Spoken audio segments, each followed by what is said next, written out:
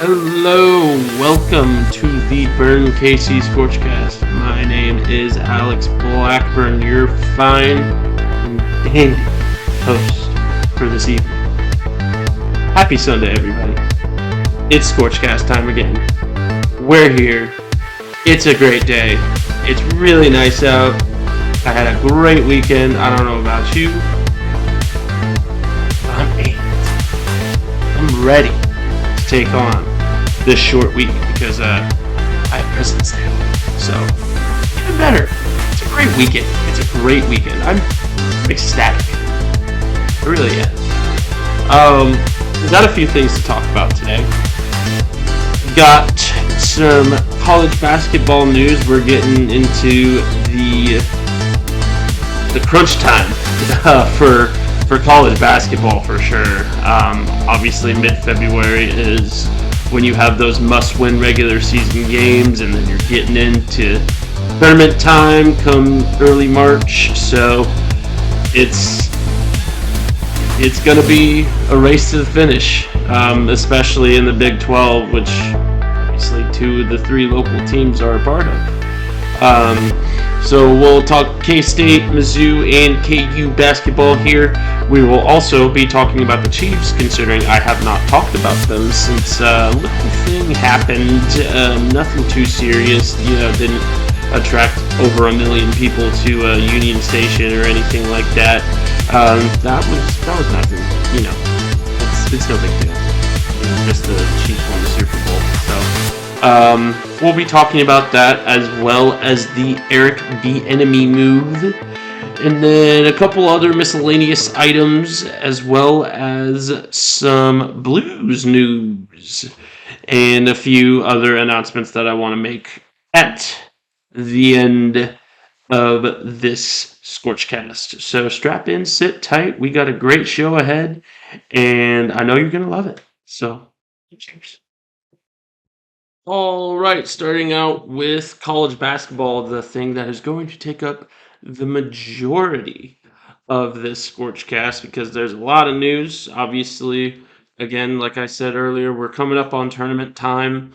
Got all 3 teams that are tournament contenders, all 3 local teams, K-State, Mizzou, and Kansas. All 3 have respectable records. But have some really high stakes going into the last 4 games of the season. So let's just get into it.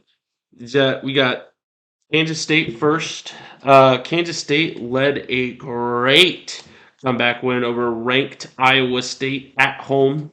That comeback was kind of spurred on by one Marquise Noel, who led the team with 20 points, 5 assists, and 6 rebounds. So pretty solid stats there for Marquise.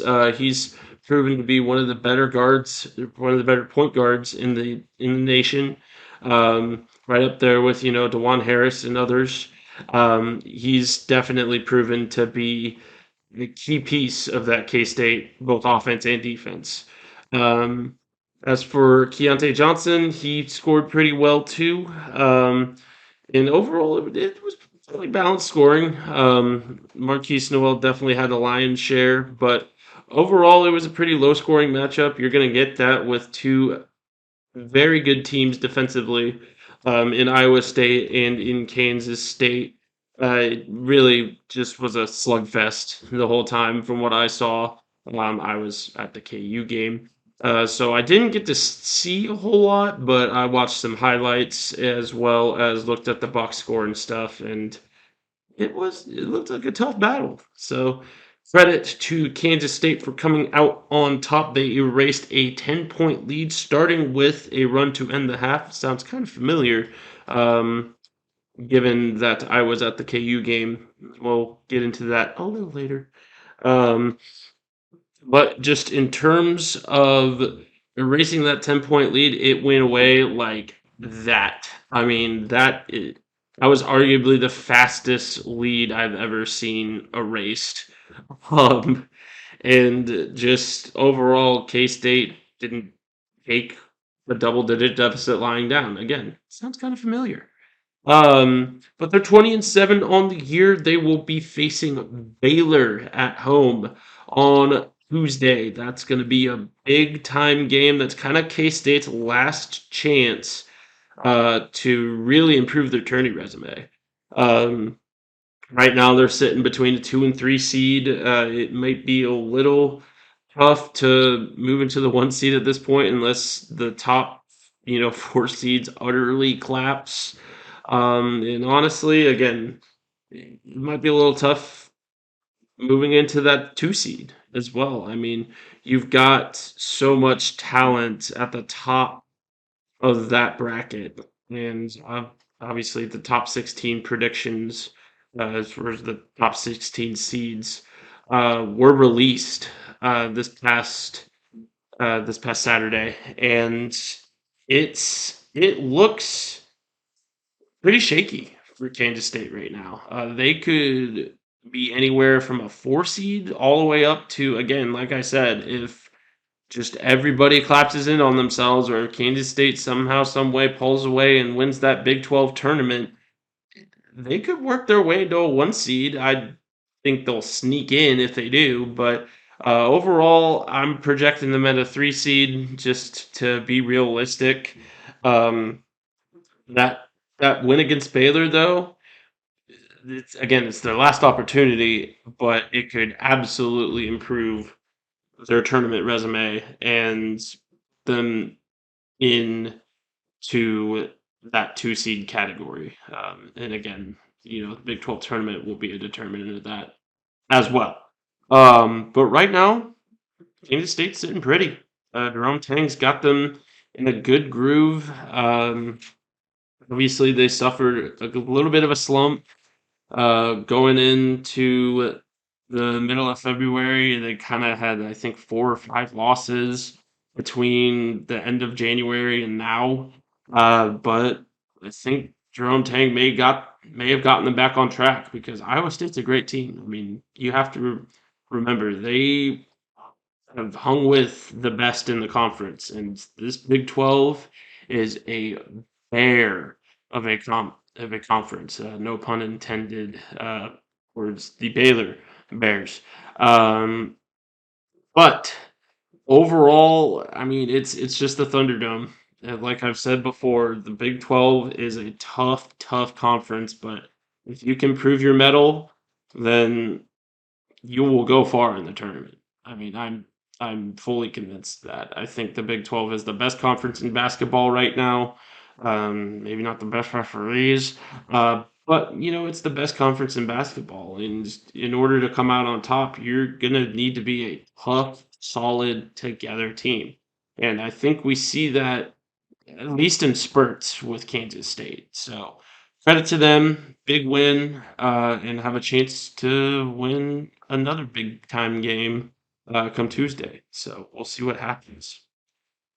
As for Mizzou, no, um, they're not helping their case. They just got handed a loss to Texas A&M, who is in a similar boat to them, had the same record going into this game.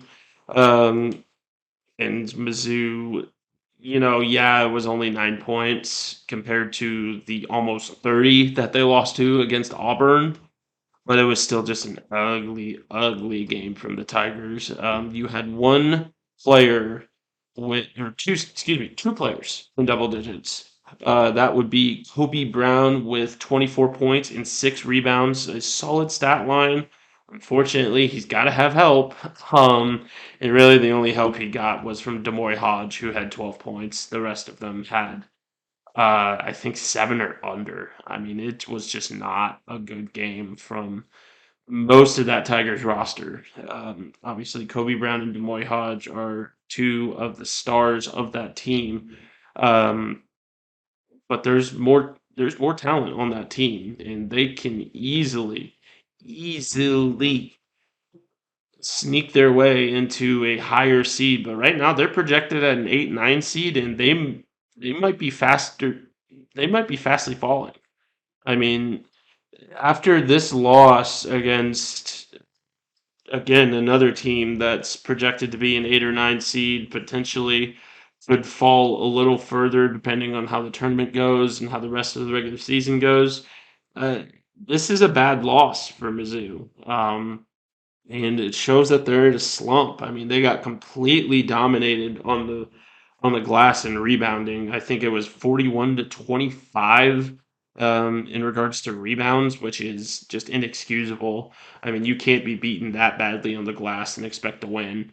Um, and just Texas A&M had 21 turnovers that Mizzou just straight up didn't capitalize on. And you have to capitalize on turnovers in this game, especially with the tough competition that you will be facing in the tournament. Uh, right now, this looks like a Mizzou team that even if they were to make the tournament, they're not getting past round two. It's just not a. It just doesn't look like a consistent enough squad, and it doesn't look like it's a very fragile squad because if you take away one or two players, the whole system comes down. And Dennis Gates has to get answers. I mean, this is the worst time for a slump, given the potential tourney implications. And overall, he needs to show that this team has resolve, that he has resolve, and he needs to find answers. And in the maturation of a young coach, first year coach, that can be tough. I mean, you look at the roster that he has, and there is so much talent on that roster, but the only way that talent's good is if you make the right calls as a head coach. And so far, we've seen incredible inconsistencies in Missouri's game.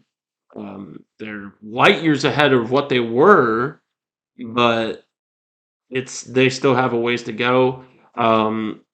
I don't think this year is going to be their year by any stretch, but next year they will absolutely be a contender depending on how Dennis Gates handles this next month. So um, be on the lookout for that team because we might see an epic collapse or potential team that could make some tournament noise. There's really no in between for Missouri. So, um, but they got to bounce back. I think. Let me check who their next game is. I believe I saw that they are playing someone that's not exactly a squad that, if you're trying to get some confidence boosting wins, that you want to play. Oh my goodness, there it is. Yeah, they're playing Mississippi State on Tuesday. And if you've watched Mississippi State, that's a team that's been ranked throughout the year. And could potentially throttle Mizzou. And Mizzou's at home, mind you. But that's not a team that you want to take lightly. I mean, straight up. It's a team that can that's handled ranked opponents before. And Missouri has too, but it'll all depend on which Missouri team shows up. Is it the Missouri team that we've seen for the last two games, or is it going to be the Missouri team that beat ranked Illinois, that beat Kentucky handily, that had all these signature wins earlier in the year? I think February again is the worst time for a slump, and Missouri has to find their way out of it if they expect to make any noise during the tournament. So that's all I got from Mizzou. Moving on to the University of Kansas basketball Jayhawks. If you weren't paying attention to the news, uh, arguably one of the most historic comebacks at Allen happened this past Saturday. And guess who was there for it? That was one of the funnest KU games I have ever been to. Special thank you to my grandfather, Gene Meyer, who supplied myself and my girlfriend with tickets.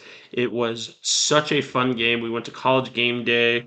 It was Sarah's first time back in Lawrence since COVID, and just overall, it was just a last of both a weekend and of a game. So special thank you to my grandfather for that.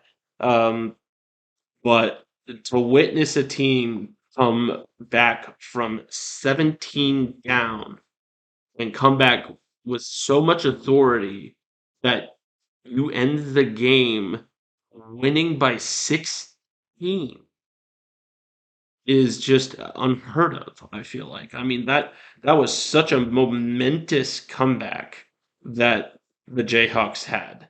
And throughout that game, throughout that first half, I could feel it. Baylor was throwing up shots and making them like there was no tomorrow. I think they had like 80% three-point percentage. Um, in that first half. I mean, it was unbelievable the shots that they were knocking down. Um, and KU showed good defense. They just couldn't get shots to fall, and that's what caused this deficit. And just they came out with a fire under their butt, I guess, for this second half. That fire being Bill Self, more than likely, being absolutely irate in that locker room. I would not want to be in that locker room if I were a KU player.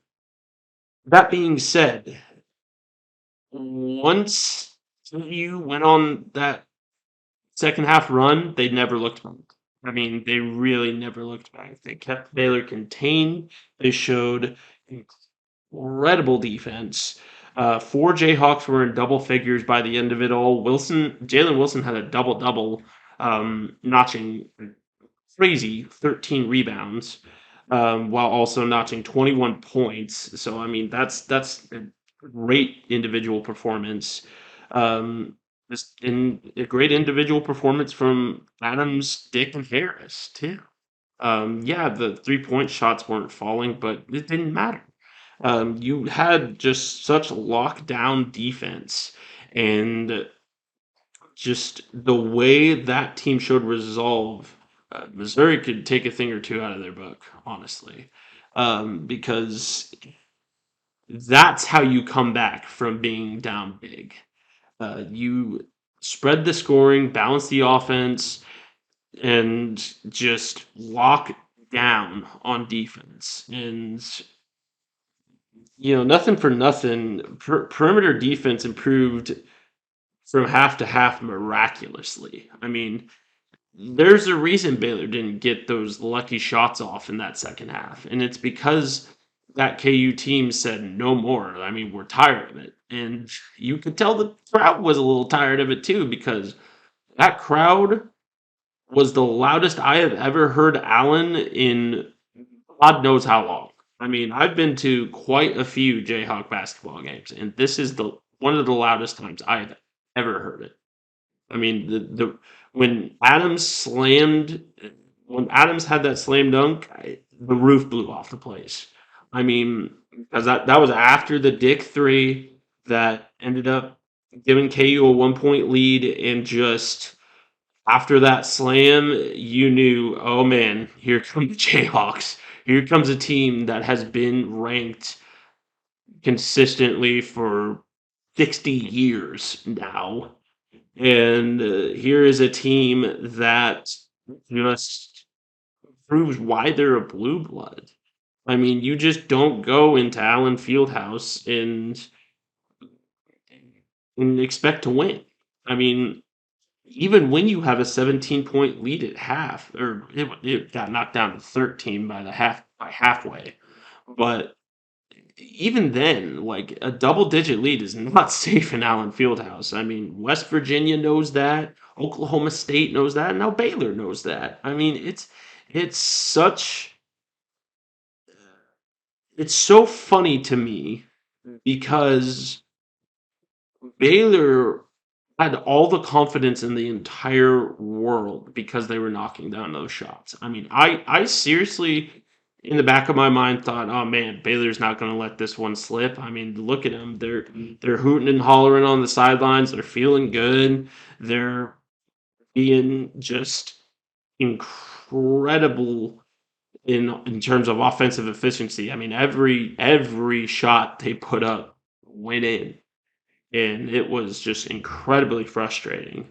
Um, but with that with that defense and with those halftime adjustments as well as the crowd factor, I mean, you could tell those Baylor guys were rattled once KU started coming back in that second half. I mean, you could absolutely tell.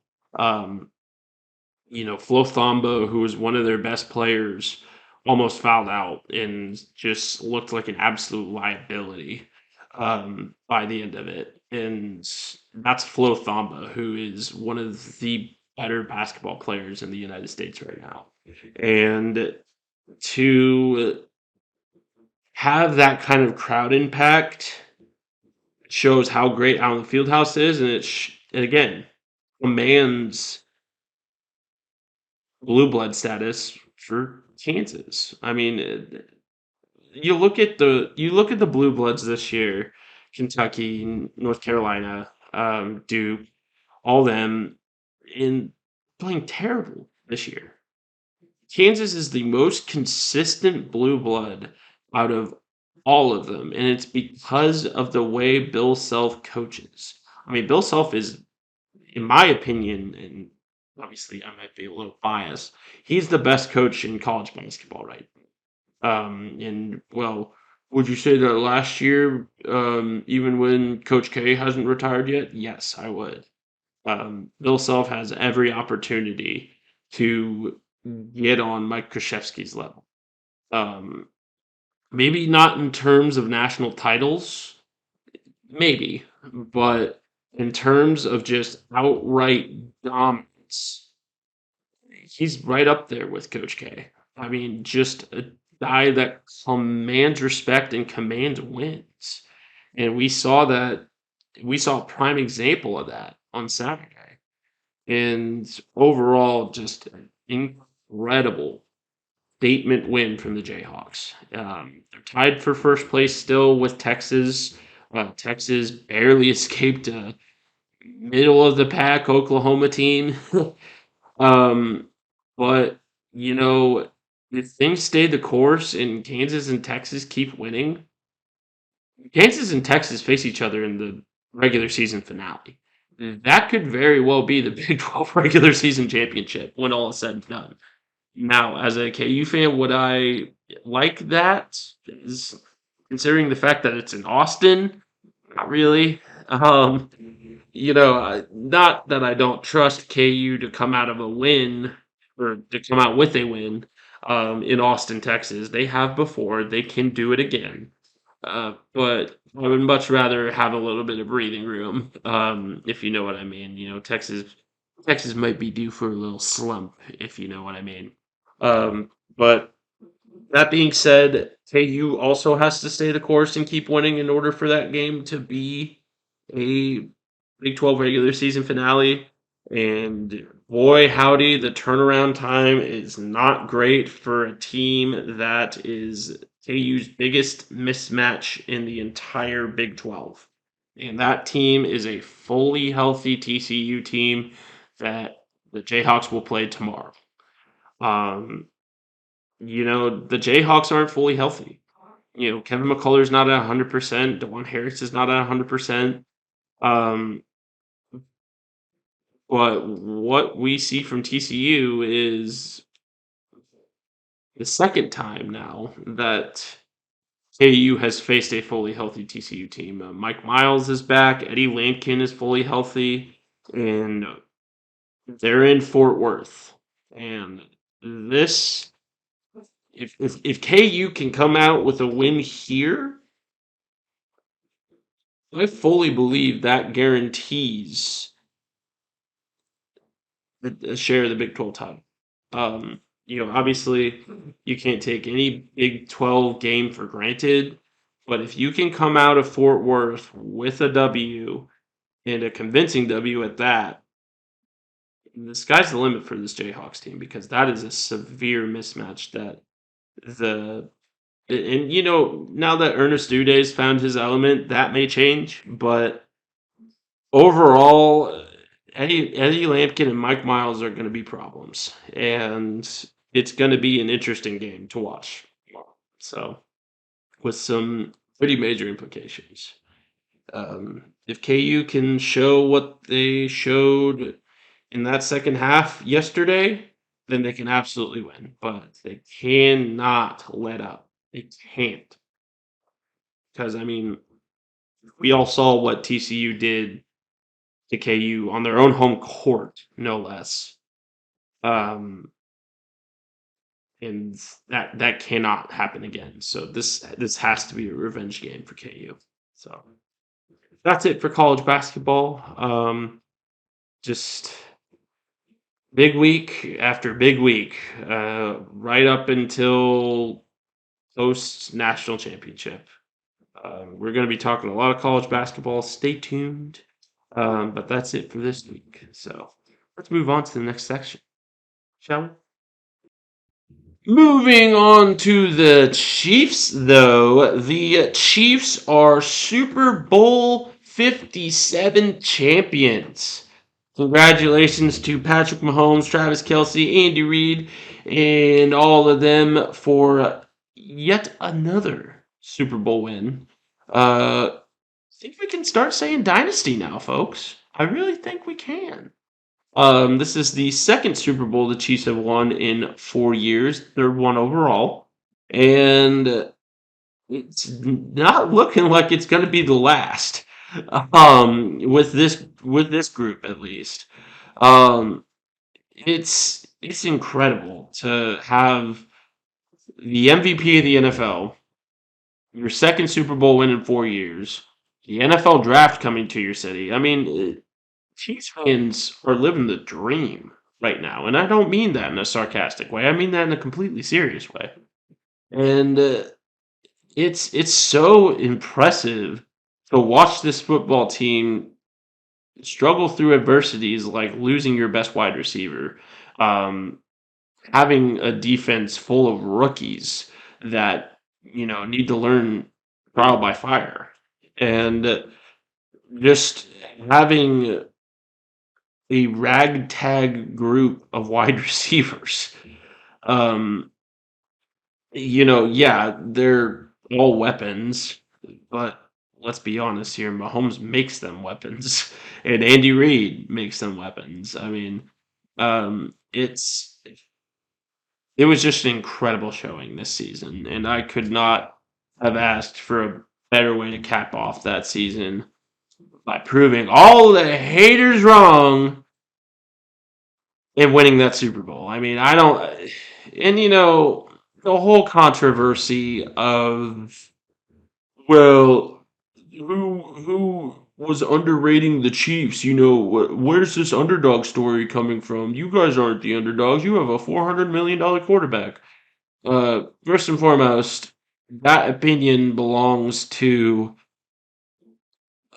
I'm not going to name any names here. Let's just say there are a bunch of frat stars that think they know sports, or excuse me, former frat stars that think they know sports, and have a severe East Coast bias. Again, not going to name any names. We're not going to name any names here. That's not me. That's not the firm.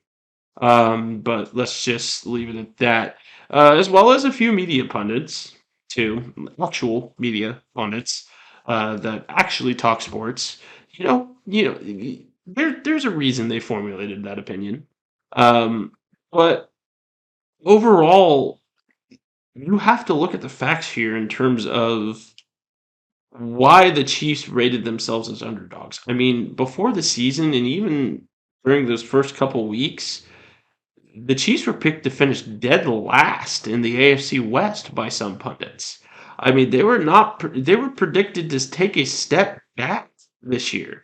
And even going into the Chiefs poll that I had to start the year, looking back at those numbers, there was a lot of the general public that felt the same way. That weren't Chiefs fans and were just saying, yeah, no, the Chiefs really don't look like they're going to go anywhere near the Super Bowl this year. And I mean, just what a way to prove them wrong. Uh, that's what we're talking about here in terms of the Chiefs underdog story. Is the Chiefs proved a ton of people wrong. And then all of a sudden, people are going back on their word and saying, "Well, I never said that," this, that, and the other thing, and oh, Mahomes isn't actually that great, and blah blah blah blah blah. Well, why do you win MVP then? Why has he won two MVPs now? Actually, why has he won two Super Bowls now? Why is he the league leader in passing yards and consistently puts up 5,000-yard passing seasons with 30 to 40 touchdowns, sometimes 50, even if we're counting that second year? I think, did he hit 50? I feel like he hit 50. I might have to fact check that. My apologies. But overall, the point stands. I mean, you have to understand that this is a Chiefs team that was counted out at the beginning of the season by so many people, whether you were a media pundit, just a general fan, or in everything like that. I mean, I even saw Chiefs fans saying, "Yeah, no, we're not going to go anywhere near the Super Bowl this year. It's probably going to be at best a divisional round exit." And I am just in my heart and soul, I couldn't predict that, because whenever you have a guy like Patrick Mahomes at the helm, as well as Andy Reid, again, one of the greatest coaches of all time, you have a chance. And to watch all the controversy and to try and delegitimize this Super Bowl win by, saying, "Oh, the holding penalty shouldn't have been called." The Eagles, uh, beat themselves. It's all a crop. It's all a crop to drum up controversy and act more like a tabloid than a legitimate sports news source. And frankly speaking, there's been a lot of sports news pundits that have really disappointed me in terms of their takes. Obviously, you not everyone is going to pick the Chiefs to win. For example, Mark Sherlith, who is a Broncos homer through and through, started spouting off excuses as to why the Chiefs won that game, whether it be the refs or whether it be this, that, and the other thing. Where, the last chance you start, Jason Brown. Oh my God, that guy's such a fool. He was saying Mahomes is not all that great, and I guess mediocrity is the new, champion standard, and blah, blah, blah, blah, blah. And dude, you're a coach at a community college. Relax. Not to take away anything from any coach at a community college. I'm sure a lot of you have had great successes, but frankly speaking, stay in your lane. The NFL is a completely different game. Please stay in your lane. Jason Brown has no coaching experience in the NFL, and it shows. It really shows. I mean, he is the peak college coach in terms of how he acts about players. In regard to players, I should say. But I digress. Chiefs are Super Bowl champions. Over 1 million people showed up to the parade, which is absolutely insane. I unfortunately could not be one. Unfortunately, I had work obligations, so I couldn't make it, which sucks, because this is the second time I've missed the Super Bowl parade. But you know what? I don't believe it's going to be the last. I'm going to make that next one. I guarantee you that. I guarantee. But this Super Bowl win certainly cements Mahomes' greatness, and there's really no room for controversy anymore, in my opinion. Those who pick Joe Burrow, those who pick Josh Allen, or even Lamar Jackson and Justin Herbert over Mahomes are completely delusional, and are completely losing the point as to why Mahomes is so great. He's proven why. He's proven tried and true why he is right now the greatest quarterback of all time. Um, you know, Tom Brady is a winner, and Tom Brady is the greatest of all time currently. But I think Patrick Mahomes has every opportunity to give them a run for his money while also putting up better stats. And that's what's going to set Mahomes apart from Brady. Is I think if Mahomes wins 5 Super Bowls throughout his career, Brady won 8, mind you, 7 or 8. I think it was 8, but he won. If Mahomes can get over half of Brady's rings while also consistently putting up the stats he is putting up, I I think you can make a firm argument that he is the better quarterback. I mean, it's the LeBron and Jordan debate at that point. Is okay, are we trusting, how many rings these guys have? Is that the only thing that matters, or are we going to start putting stats into account? And frankly speaking, once Mahomes wins that 5th ring, we're going to have some talking to do in terms of the quote unquote greatest of all time in terms of quarterbacks. So I think this second Super Bowl win cements his greatness and cements his place in Canton, no less.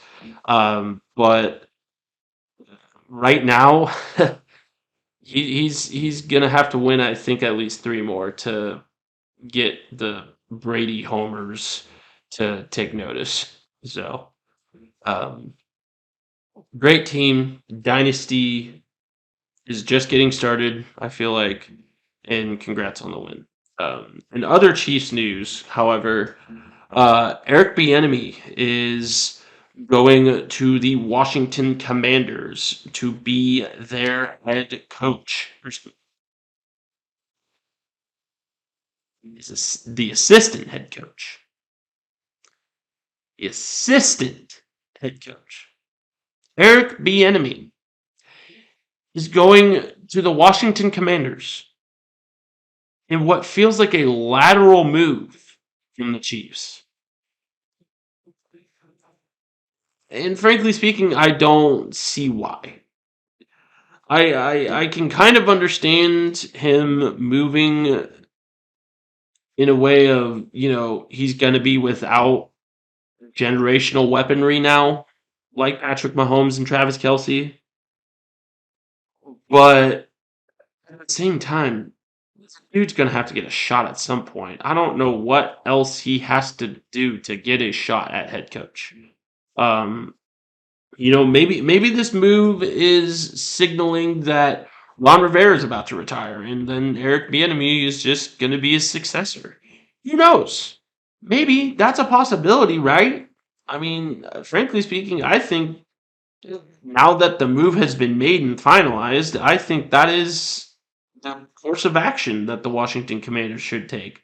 Now, do the Washington Commanders listen to anybody but Dan Snyder? No, but it's a possibility. Dan Snyder brought him in. Maybe he's looking to make Bieniemy the successor. But overall, other than that reasoning, I can't see why Eric Bieniemy took this job. Um, you know, Credit to him, he's one of the main reasons we've won 2 Super Bowls in 4 years. Um, but he's going to have a lot of proving to do now. Again. I think if he proves it this year, he's an optimal head coach prospect. Um, or at least he should be. But it's it's a mind-boggling move at this point. And there's head coaching positions out there um, that for some reason are being filled by guys that have proven absolutely nothing. The Eagles' offensive and defensive coordinator were both tabbed to be head coaches. If, if that says anything, it says that Nick Sirianni did none of the work, at least according to the eyes of the Eagles or not the Eagles, the Cardinals, and then gosh, where did their defensive coordinator go to? I can't remember. Um, I can't remember off the top of my head. It was I think maybe the Broncos. No, the Broncos got Sean Payton. I'm dumb. But case in point, just I think the Eric Bienemy move is questionable at best, downright not great at worst. So again, maybe he's trying to prove that he can work without generational weaponry, but we'll see. In terms of the draft that is coming in about months from now, I will have some mock drafts incoming for the Chiefs. But I would say, in terms of next year, what the Chiefs will need is including but not limited to a wide receiver. So that means they either gotta get Juju back on another deal, get Miko back, and a couple other moves. They gotta sign Orlando Brown back, because they'll need a tackle as well. Um, Probably going to restructure Frank Clark's contract too, in order to pay him to stay in Kansas City. And then just a couple other key moves that will have to be made, including extending L'Jarius Sneed, that the Chiefs will have to do. In terms of draft needs, I would lean towards building up that defensive line, getting some exterior offensive linemen, um, picking up some wide receivers, and maybe a couple of defensive backs. That's, I think, how the Chiefs draft should go. I know a lot of people are saying, "Well, why would should the Chiefs draft a running back?" Or blah blah blah. Well, if they re-sign Jerick McKinnon, I don't see the need for it. Frankly, maybe a late round pick, but I don't really see the need for it. I feel like the Chiefs are going to be doing quite a bit of trading with those picks, with the trade capital that they have. Um, but like we saw last year, the Chiefs had a ton of trade capital and just straight up didn't use it. So who knows what we're gonna get? I mean, obviously Brett Veach has proven time and again that he is a draft.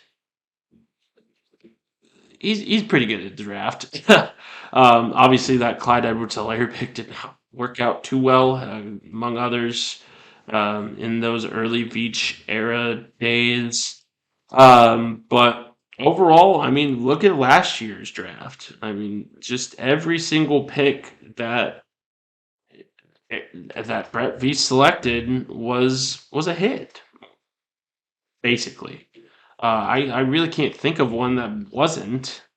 Um, Whether that guy was a key special teamer or was thrust into the spotlight and performed miraculously, like Joshua Williams, like George Karlaftis, like Trent McDuffie, just Rosé Pacheco too. Just overall, I can see the Chiefs trading, but also at the same time they don't need to. Is basically what I'm getting at. I think they need to invest their capital in the guys that they currently have, and then the guys that they'll pick up in the draft. And I'm not Brett Veach. I have no black magic powers like he does. But I feel like that's what's going to be the main plan of action for the Chiefs going into next year, to solidify their chances at a repeat. So, which is by all means possible. I think we're top in terms of odds now, so that's cool. But enough Chiefs talk. We've got a couple more segments here for you. Let's go into the Blues now, shall we? Alrighty, Kansas City Blues. Spring season's about to start, and the spring season couldn't have started any better, really. Because the Kansas City Blues took a team of I think like 14 or 15 guys and took them to the Midnight Sevens tournament, which is a tournament held at the Casey Soccer Dome down in South Kansas City. It's an indoor soccer facility that was made into a rugby pitch, basically. Sponsored by Gnarly Hustle. Pretty cool sponsorship there. But enough about the tournament itself. Who won the tournament? The Kansas City Blues did. And they won pretty convincingly. We had a great squad go up there and really do some damage in terms of how the team handled it. Gavin Kirk, Blakeston Bryant, and Eli Brizendine among the top performers. But overall, it was just a great team showing. I wasn't there, unfortunately. Again, I was preoccupied yesterday with quite a few things. Wish I could have gone, but alas. Um, but it was just an overall really good team showing. And from the highlights that I saw, the video that I saw, it looked like a well put together squad and a well oiled machine, which is what you want to see in your younger guys that maybe are teetering on the D1 to D3 pipeline. But in terms of spring season expectations, overall, the spring season's about development. And having wins like these, as well as having the conditioning periods that the Blues are having every Thursday, and the season hasn't even started yet, technically, um, is a good sign. I mean, it's a good sign that there's going to be some key development getting done during the spring and the summer. And we could see a very, very good Blues team come the fall season. Obviously, Derek Pearson is doing a very, very good job, as well as his supporting cast. And overall, he's got this team in form to potentially do some damage in the fall. And with this spring season, we're going to be facing some tough competition. We're going back down to Dallas, which Dallas has some very, very good rugby programs. So that'll be a tough go, but we'll manage well. I feel like if this upward progression keeps going. Eric Pearson knows what he's doing. The guys that are committed know what they're doing. Fortunately, I've been real busy, so I haven't made it to as many trainings or everything like that as I would like. But I'll be out this next Thursday, so I'm looking forward to that. And overall, it's gonna be a fun spring season for the Blues. So stay tuned. We'll have some more news as we get it for the Kansas City Blues. Got that spring schedule somewhere, but I will release it probably next week. So, well, for the Blues, they'll probably release it this coming week. So it'll be a good time. Go support the Blues. One of many great Kansas City sports franchises. So go support them. As for some minor sports events that maybe I didn't get to over talking about kind of the bigger subjects, college baseball started. KU is in a series with Valparaiso right now. I believe they're 2 games up on them. Missouri, let's see who they're playing. Let me see. Scooch on over here. Is there a way to look up Missouri?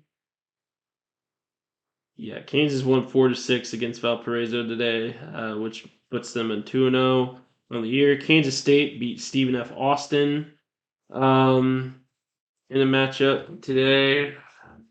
I think that puts them at 2-0. Missouri is playing TCU, which is number 15 TCU. Um, at 6:30 tonight in the college baseball showdown should be a good time. It's doesn't have a TV slot, so I'm not sure about watching it, but you might be able to find it on ESPN Plus or something. But generally, it says it's on ESPN Plus, so I don't know. Um, but overall, gonna be some good college baseball. KU got a good new head coach. K State is looking like they may be able to do some damage. And then Missouri's had a pretty good baseball team. I mean, obviously, you got guys like Max Scherzer coming from that program. So, should be a fun college baseball season. If you want me to talk about college baseball, leave a comment down below and I will. Because, frankly speaking, I'm kind of interested in it. So, we might be talking about that a little more. So, stay tuned. In other words, or in other baseball news, I should say, um, the Royals traveled to Arizona for spring training. The games have not started up just yet, but the practices have. So the Royals are in spring training mode. And it's probably going to be another rebuilding year. But that being said, we could see some fireworks in spring training like we kind of normally do with the Royals, given the fact that, I mean, let's be honest here. The Royals have one of the better farm systems in the MLB. And the fact that it gets picked apart by other teams every year is less than great. And the fact that they don't have good coaching either, at least over the past couple of years, is also kind of a sign to be alarmed.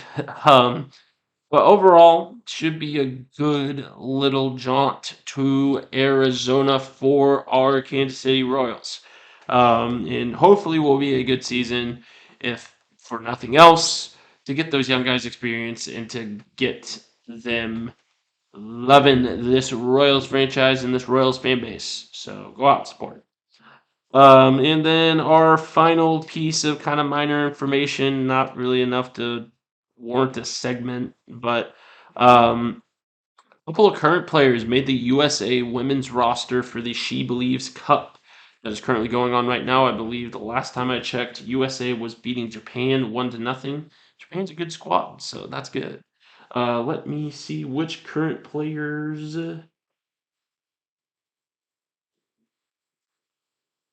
were on the U.S. women's team.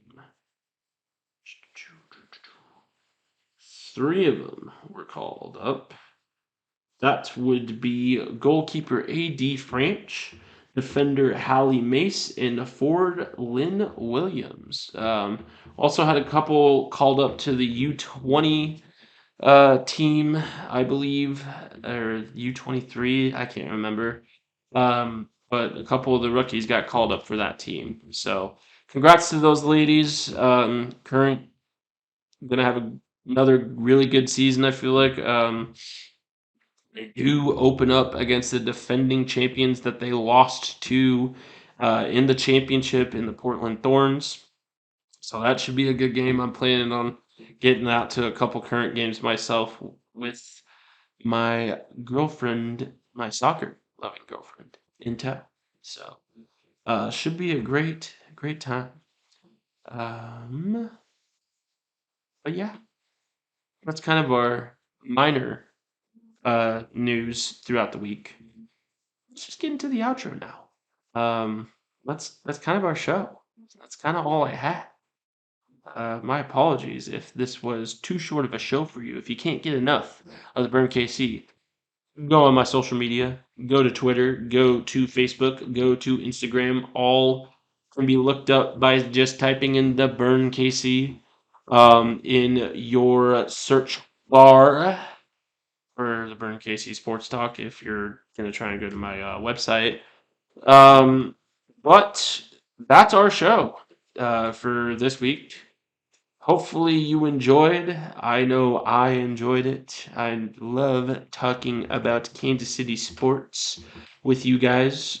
So much so that I am introducing a new segment for the ScorchCast. It's going to be kind of a discussion segment. I'm going to release a weekly topic, or kind of welcoming your hot takes, your burning questions, if you will, that are Kansas City sports related. It's going to be called Scorching Hot Takes, where you guys present me with topics that I should talk about.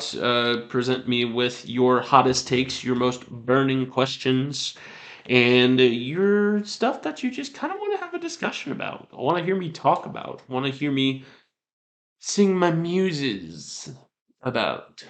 Um, in a fancy bougie way, even though it's not a fancy bougie podcast. But that's going to be out there.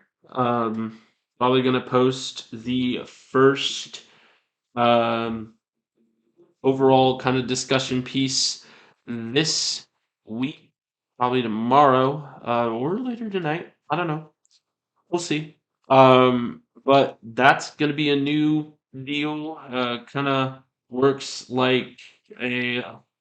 If you've seen Anthony Fantano before, it's kind of going to work like a let's argue type deal. I don't plan on arguing with you guys, especially if there are takes that I agree with. But if there are takes that I don't agree with, I will certainly analyze them and give you the benefit of the doubt, even though you're more than likely wrong. But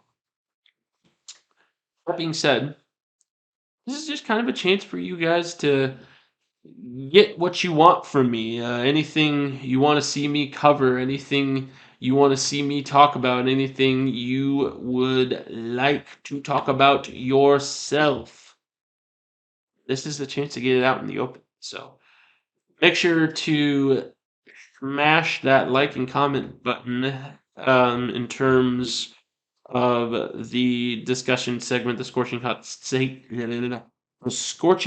takes segment that I will be putting out.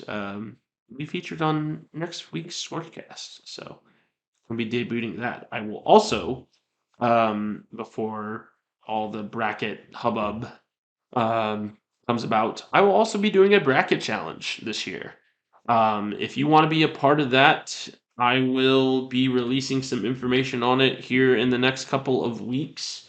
So stay tuned. But overall, that is all I had today. This has been the Burn KC Scorchcast. I hope you enjoyed. I will see you all next week. Be on the lookout for daily articles this week.